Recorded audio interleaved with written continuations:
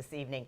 First tonight, the mayor's office and the Jaguars are proposing a $1.4 billion stadium renovation plan that calls for more than $700 million to be contributed by the City of Jacksonville.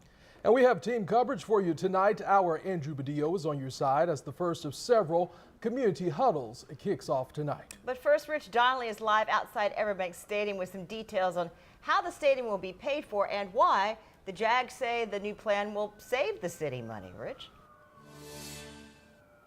Well, Jeannie, according to the plan that the Jaguars and the mayor's office presented to City Council, the stadium renovation calls for a 0.5% sales tax that's been on the books for 24 years and was set to continue all the way through 2030. And they hope that that remains on the books to help fund the stadium. The Jaguars say this agreement will help the city save money down the road.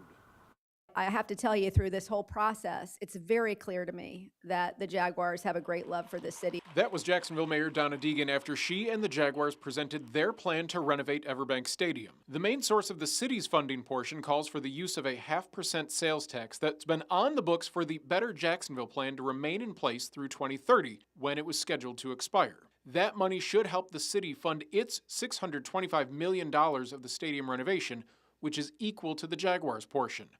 Jaguars President Mark Lamping says the city's payment burden won't rise. One of the substantial benefits of this agreement as it relates to protecting the taxpayers is in an environment of significant cost overruns. The Jaguars are at risk on that, 100%.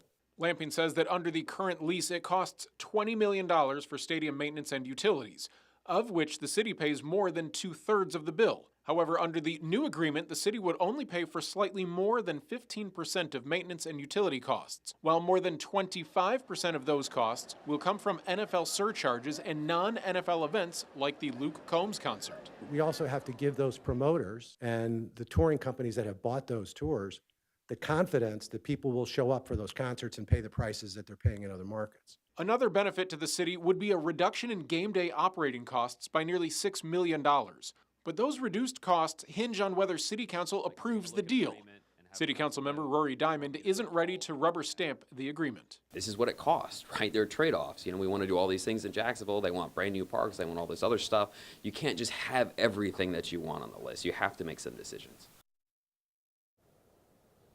So let's talk about timeline for this. If City Council approves the deal by their second meeting in June, then the Jaguars believe they can take this deal to the NFL owners during their meeting in October.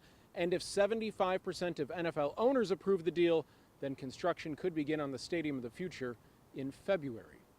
Reporting live outside of Everbank Stadium, Rich Donnelly, First Coast News, on your side.